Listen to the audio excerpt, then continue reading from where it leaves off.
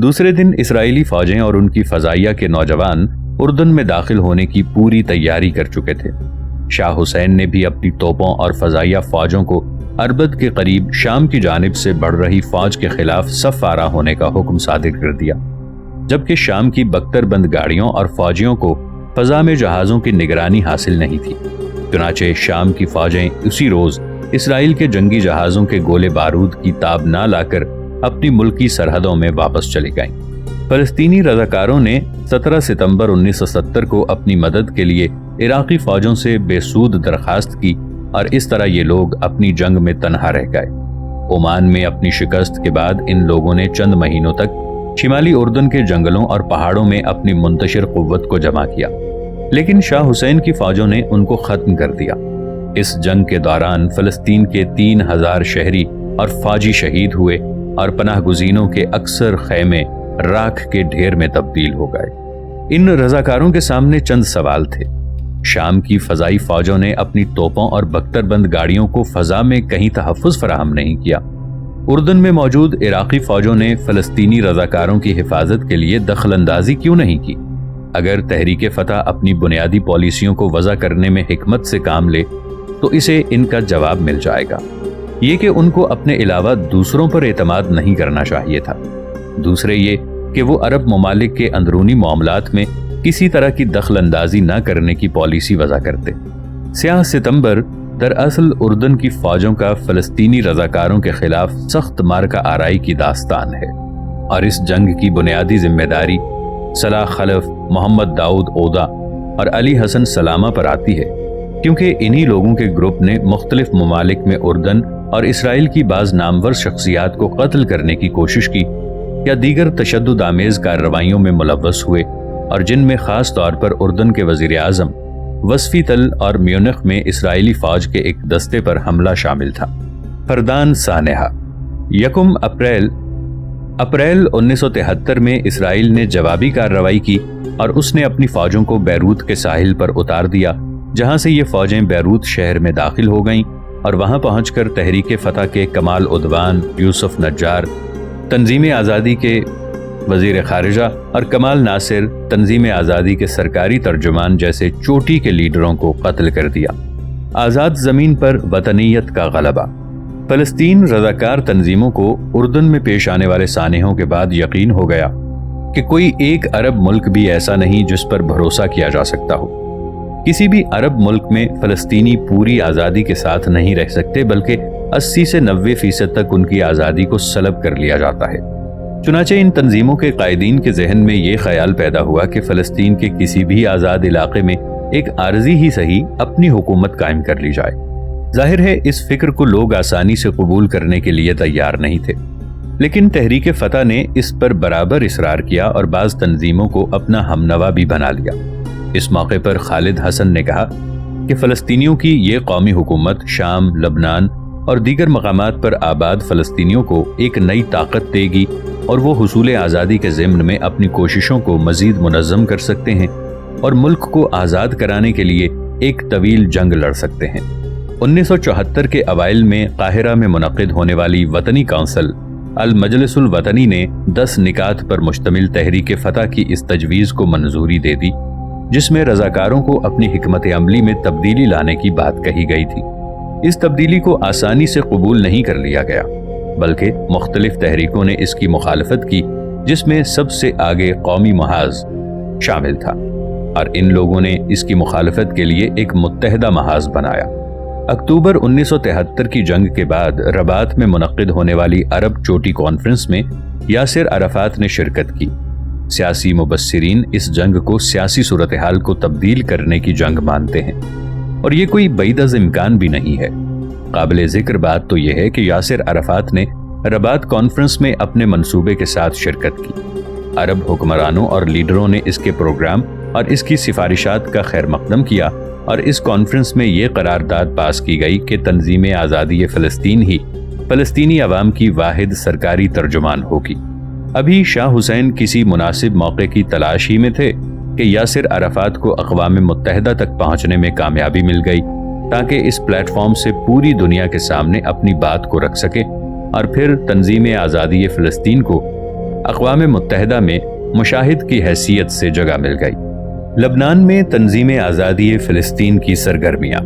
اردن سے نکالے جانے کے بعد اس تنظیم نے لبنان کو اپنی سرگرمیوں کا مرکز بنا لیا، اور ابھی زیادہ وقت نہیں گزرا تھا کہ جنوبی لبنان کا یہ علاقہ فلسطین کی فوجی سرگرمیوں کا اہم مرکز بھی بن گیا۔ اس علاقے میں فلسطینی تنظیموں کو اپنی سرگرمیوں کو جاری رکھنے کی پوری آزادی دی گئی۔ پہلے یہ کہ قاہرہ معاہدے کے مطابق تنظیم آزادی فلسطین کو اس مخصوص علاقے میں اپنی سرگرمی کو جاری رکھنے کی کھلی آزادی دے دی گئی۔ دوسرے یہ کہ وہ اس مخصوص علاقے میں رہتے ہوئے اپنے دشمن کے خلاف کارروائیوں کو جاری رکھ سکتے ہیں۔ تیسرے یہ کہ فلسطینی تنظیم کو لبنان میں آباد ترکی نسل کے مسلمانوں کی اکثریت کی تائید بھی حاصل تھی، جو یہاں مسیحی حکمرانوں سے ناراض تھے، اور خاص طور پر موارنہ میں جہاں ان کی آبادی تقریباً 20% تھی۔ لبنان کی خانہ جنگ کی 31 اپریل 1975 کو لبنان میں خانگی جنگ شروع ہو گئی۔ اس دن کے متعلق یہ کہا جاتا ہے کہ کچھ گمنام مسلح افراد نے لبنان کے حزب الکتائب کے صدر شیخ بیار جمیل کو گولی مار دی۔ چنانچہ اس کے جواب میں مسلح عیسائیوں کے گروہ عیسائی بستیوں سے ہو کر گزرنے والی اس موٹر گاڑی کو گولیوں کا نشانہ بنا دیا، جس پر فلسطینی طلبہ کی اکثریت سوار تھی، اور یہیں سے خانہ جنگی کی شروعات ہو گئی۔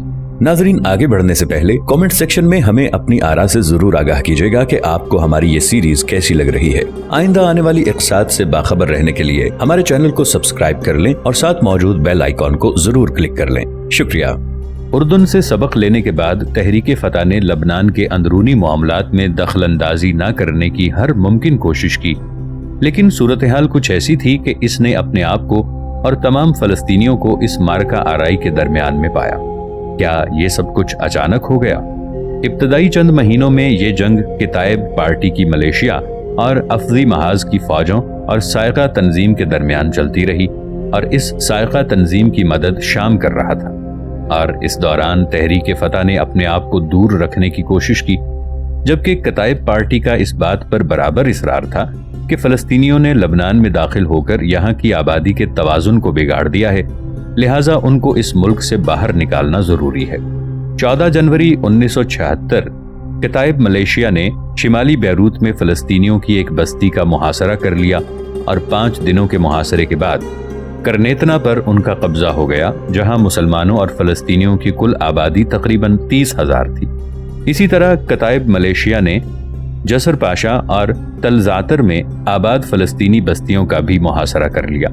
حالات تیزی سے بدلنے لگے، اور یہ بات واضح ہو گئی کہ عیسائی ملیشیا لبنان سے فلسطینیوں کا صفایا کر دینا چاہتی ہے۔ چنانچہ تحریک فتح کو مجبوراً میدان میں آنا پڑا، اور اس نے اپنی فوجوں کو جنوب سے ہٹا کر فلسطینی بستیوں کے گرد متعین کر دیا۔ اور اس کے بعد ان حالات کے نتیجے میں 3 ایسی خاص باتیں ہوئیں جنہوں نے لبنان کی خانہ جنگی کو مزید ہوا دی۔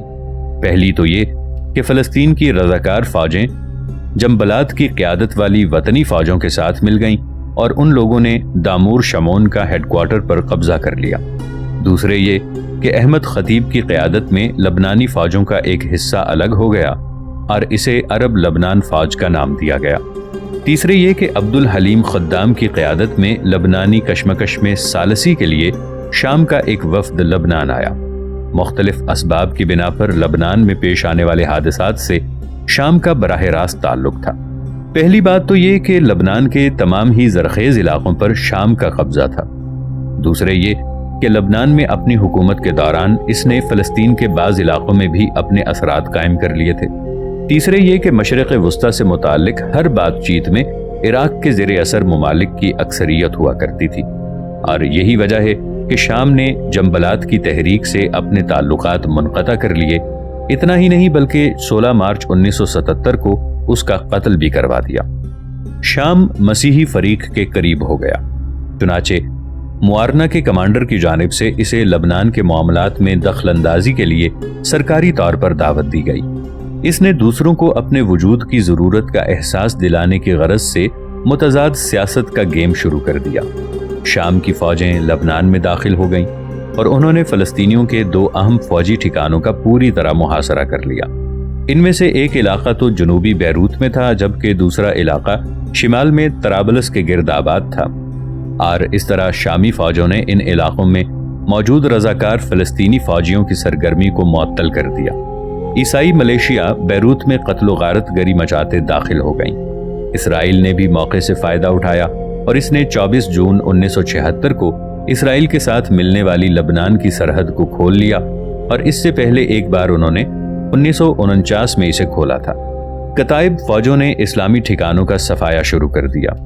بنعا، جو شیعہ اکثریت والی بڑی بستی تھی، 6 اگست 1976 کو ان کے ہاتھوں میں چلی گئی۔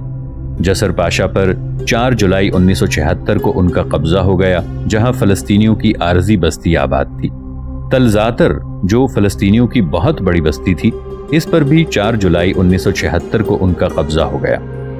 تل زعتر کا محاصرہ اور پھر عیسائی فوجیوں کا اس پر قبضہ، اس کا رضاکار تحریکوں پر دورس اثر پڑا، اور اس نے جدید فلسطینی نسل کے دلوں میں ایسی خوف اور دہشت پیدا کر دیا جیسے کہ 40 کی دہائی میں ان کے اسلاف کو بیفن کی قیادت میں ارغون کی تحریک نے دہشت زدہ کر دیا تھا۔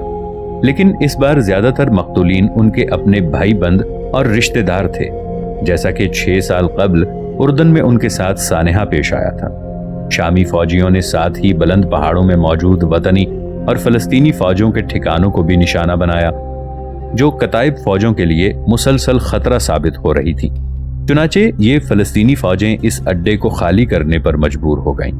لبنان میں فلسطینی اور مسلمان فوجوں کے خلاف ان کارروائیوں کو دیکھتے ہوئے 16 اکتوبر 1976 کو ریاض میں ایک عرب کانفرنس منعقد ہوئی، جس نے لبنان میں صلح اور قیام امن کے لیے اس طرح کی شرائط رکھی۔ ایک تو یہ کہ شامی فوجوں کو ملک کی دفاعی فوجوں میں تبدیل کر دیا جائے، جو لبنانی صدر الیاس سرکیس کے حکم کے تابع ہوں گی۔ دوسرا یہ کہ لبنان کے اندرونی حالات کو بہتر بنانے کے لیے فلسطینی فوجیوں کا احترام کیا جائے، اور فلسطینیوں سے متعلق قاہرہ معاہدے کا بھی احترام کیا جائے۔ اس طرح معارنہ کے قائد کی مرضی کے مطابق شام کی فوجیں داخل ہوئیں، اور پھر وہ عرب لیگ کی مرضی کے مطابق اب تک وہاں موجود ہیں۔ فلسطینی وطنی مجلس کی 13ویں کانفرنس۔ لبنان میں مختلف قوتوں کے نئے نقوش ظاہر ہوئے۔ شام کی فوجوں کا ملک کی دفاعی فوجوں کی حیثیت سے صرف 2 علاقوں کو چھوڑ کر ملک کے تمام حصوں پر قبضہ تھا۔ ان علاقوں میں مشرقی بیروت میں کتائب کے علاقے تھے، اور بحر احمر سے ملا ہوا جنوبی علاقہ جس پر اسرائیل کا قبضہ تھا، اور جنوبی لبنان کے تمام لوگ اس کا احترام کرتے تھے۔ اسرائیلی فوجیں اپنے مقامی ایجنٹوں کی مدد سے جنوبی لبنان میں ایک نیا مضبوط فوجی اڈہ قائم کرنے کی کوشش کر رہی تھی۔ اکتوبر 1976 میں سعد حداد کی قیادت میں لبنانی فوجوں نے مرجعون، جہاں عیسائیوں کی اکثریت تھی، اس پر قبضہ کر لیا۔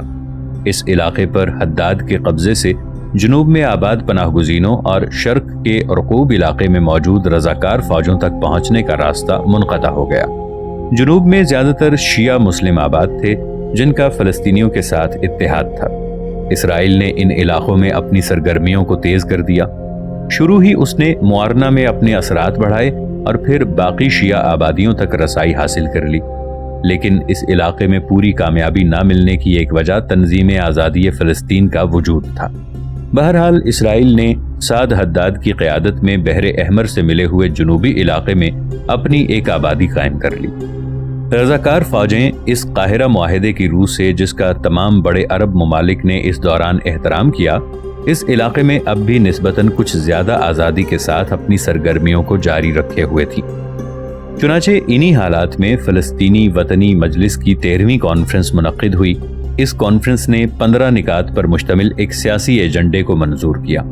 اس کانفرنس نے اقوام متحدہ کی قرارداد 262 کی سخت الفاظ میں تنقید کی اور اسی سرزمین پر ایک مستقل مملکت قائم کرنے کی دعوت دی، اور ساتھ ہی جہاں تک ممکن ہو امن گفتگو کو بھی جاری رکھنے پر زور دیا۔ انور سادات کی پیشرفت۔ فلسطینیوں کا خیال تھا کہ انور سادات جنیوا میں منعقد ہونے والی امن کانفرنس میں تنظیم آزادی فلسطین کی نمائندگی کے لیے امریکی حکومت سے بات چیت کرے گا، لیکن حقیقت تو یہ تھی کہ سادات نے مغرب کے بادشاہ شاہ حسن کی تجویز کو قبول کیا تھا، جس کے تحت مغرب میں اسرائیل اور مصر کو براہ راست بات چیت کرنے کی دعوت دی گئی تھی۔ سادات نے 19 اکتوبر 1977 کو یہ بیان دیا کہ وہ اسرائیل کے ساتھ امن معاہدے کی کوششوں کے سلسلے میں اسرائیل کے سب سے اہم عبادت گاہ تک سفر کے لیے تیار ہے۔ اس کے اس بیان نے اکتوبر کی جنگ میں اس کے شریک کار شام کے صدر حافظ اسد کو اس مسابقت میں اس کا ساتھ چھوڑنے پر مجبور کر دیا، لیکن سادات نے کسی طرح کی مخالفت کی کوئی پرواہ نہ کرتے ہوئے اپنے مشن کو جاری رکھا اور 19 نومبر 1977 کو اپنا یہ سفر پورا کیا۔ 12 نومبر 1977 کو یاسر عرفات اور حافظ اسد نے اپنے ایک مشترکہ بیان میں امت مسلمہ کے حق میں مصر کی اس خیانت پر سخت نکتہ چینی کی۔ اس بیان کے جاری ہونے کے دوسرے ہی دن سادات نے مصر میں تنظیم آزادی فلسطین کے دفتر کو بند کرنے اور قاہرہ میں فلسطینی ریڈیو نشریات کو منقطع کرنے کا حکم دیا۔ 2 دسمبر 1977 کو لیبیا، شام، جزائر، عدن، عراق کے صدور اور یاسر عرفات طرابلس میں جمع ہوئے اور انہوں نے مصر کے خلاف ایک محاذ کو تشکیل دیا جس کا نام انہوں نے جبہت الصمود والتصدی یعنی محاذ برائے مقابلہ رکھا، اور اس طرح تنظیم آزادی فلسطین کو شام کے ساتھ ہاتھ ملانے پر مجبور ہونا پڑا، اور اس دوستی سے لبنان میں ان کے مستقبل پر دورس اثرات مرتب ہوئے۔ جنوبی لبنان کی تباہ کاری۔ 11 مارچ 1978 کو فتح تحریک سے منسلک 8 رضاکاروں کے ایک گروہ نے ایک نوجوان لڑکی دلال مغربی کی قیادت میں سمندر کا سفر کیا، اور یہ لوگ اسرائیل کے مرکزی ساحل پر اتر گئے، جہاں انہوں نے ایک بھری ہوئی بس کا اغوا کر لیا اور ان کو لے کر تل ابیب چلے گئے۔ امن فوجوں کے ساتھ شدید جھڑپوں کے بعد اس بس پر قابو پایا جا سکا، لیکن اس کارروائی میں 37 افراد کی جانیں گئیں، جن میں 6 رضاکار فوجی بھی شامل تھے۔ دلال مغربی کے اس حادثے کے 3 روز بعد 25,000 اسرائیلی فوجوں پر مشتمل ایک دستہ ہلاکت و تباہی مچانے کی غرض سے جنوبی لبنان میں داخل ہوا، اور انہوں نے دسیوں بستیوں کو تباہ و برباد کر دیا اور تقریباً 700 فلسطینیوں اور لبنانیوں کو موت کے گھاٹ اتار دیا۔ یاسر عرفات نے دلال مغربی کی کارروائی کا ذکر کرتے ہوئے کہا، ہم نے 1967 کی جنگ کے بعد کیا کچھ کیا؟ ہم نے دشمن کا اپنی فوجوں اور اپنی جانوں سے مقابلہ کیا، جس کے نتیجے میں عرب فوجیں تشکیل دی گئیں، لیکن اصل جنگ اب ہمیں خود ہی لڑنی ہے، اور اس کے لیے ضروری ہے کہ اس علاقے کو گرم رکھا جائے۔ 19 مارچ 1978 کو اقوام متحدہ کی امن کونسل نے قرارداد نمبر 425 کو منظور کیا، جس میں لبنان سے اسرائیلی فوجوں کے فوراً نکل جانے کا مطالبہ کیا اور جنوبی لبنان کے لیے ایک بین الاقوامی امن فورس تشکیل دینے کا فیصلہ کیا گیا، اور عملی طور پر اسرائیلی فوجوں نے اپنے 41 ٹھکانوں کو بین الاقوامی فوجوں کے حوالے کر دیا، لیکن 5 سے 10 کلومیٹر کے سرحدی علاقوں میں اسرائیل کی فوجیں سعد حداد کی ملیشیا کے زیر کمان موجود تھیں۔ معاہدہ کیمپ ڈیوڈ۔ 17 ستمبر 1978 کو سادات نے بیگن اور امریکی صدر کارٹر کے ساتھ کیمپ ڈیوڈ معاہدے پر دستخط کیے، اور اس معاہدے کی روپ ریکھا اس طرح کی تھی: مقدمہ اور تمہید، مغربی کنارے اور غزہ کے علاقوں سے متعلق مستقبل کا نقشہ۔ اس معاہدے کی ایک شق یہ بھی تھی جس میں مصر اور اسرائیل کو 3 مہینے کے اندر ایک امن معاہدے کو آخری شکل دینے کی بات کہی گئی تھی۔ اس معاہدے میں اس بات پر بھی زور دیا گیا کہ اسرائیل اپنے پڑوسی ممالک سے تعلقات کو استوار اور خوشگوار بنائے۔ اس معاہدے کی روح سے مقبوضہ فلسطینی علاقوں میں 5 سال کے لیے ایک خود مختار حکومت یعنی حکم ذاتی قائم کرنے کی بات کہی گئی تھی، جو اس عبوری مدت کے دوران یہاں کے انتظامی امور کی دیکھ بھال کرے گی، اور اس عبوری حکومت کے زیر نگرانی اسرائیلی فوجوں کے انخلا کا عمل مکمل کر لیا جائے گا اور باقی فوجوں کو پرامن علاقوں میں بھیج دیا جائے گا۔ پھر اس عبوری مدت کے ختم ہونے کے بعد 3 سال کے اندر مغربی کنارے اور غزہ کے علاقوں سے متعلق آخری شکل کو متعین کرنے کے لیے بات چیت کا نیا دور شروع کیا جائے گا، اور اس عبوری مدت کے اختتام پر اسرائیل اور اردن کے درمیان ایک امن معاہدے پر دستخط کیے جائیں گے۔ نویں عرب چوٹی کانفرنس کے دوران مصر کو عرب لیگ سے خارج کرنے کا فیصلہ کیا گیا، لیکن اس کے باوجود مصری صدر انور سادات نے اسرائیل کے ساتھ 26 مارچ 1979 کو امن معاہدے پر دستخط کر دیا۔ ایران کا اسلامی انقلاب۔ ایران میں اسلامی انقلاب کے شیدائیوں اور رضاکار فوجی فلسطینی تنظیموں کے درمیان نہایت گہرے روابط تھے۔ ایران میں اسلامی انقلاب لانے والوں کی اکثریت نے فلسطینی فوجی کیمپوں میں ہی فوجی تربیت حاصل کی تھی، اور جب مغرب نواز اور اسرائیل دوست شاہ کے خلاف ان کا انقلاب کامیاب ہوا تو ان کی خوشی کی کوئی انتہا نہ رہی اور انہوں نے جگہ جگہ اس طرح کے نعرے لکھے: